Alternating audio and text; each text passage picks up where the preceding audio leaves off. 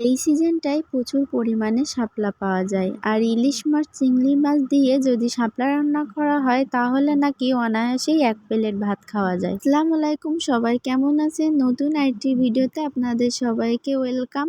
প্রতিদিন সকালে আমার যে কাজটা আগেই করতে হয় সেটা হচ্ছে আমার মেয়ের কাপড় ধোয়া।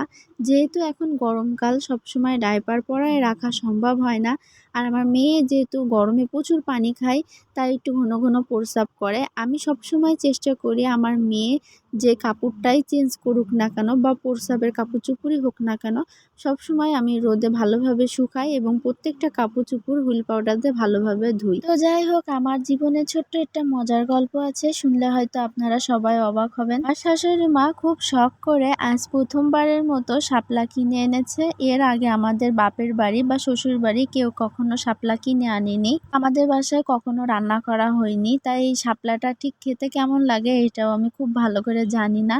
তো মা আজকে শখ করে কিনে এনেছে, তো মাকে বললাম ভাজি করতে।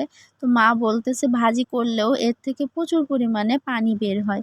তো এটা হয়তো আপনারা শুনে অনেকেই অবাক হবেন যে এখনো কেউ শাপলা আমাদের বাসায় আনে না বা আনিনি, খাইনি।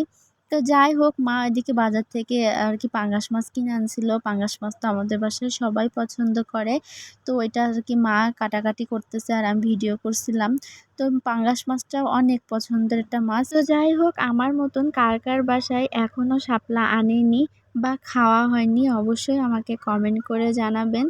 তো মাই সবসময় মাছ কাটাকাটি করে, কেন জানি না আমি মাছ কাটতে একদমই পারি না, মাছ কাটতে গেলে একদম একা বেঁকা হয়ে যায়।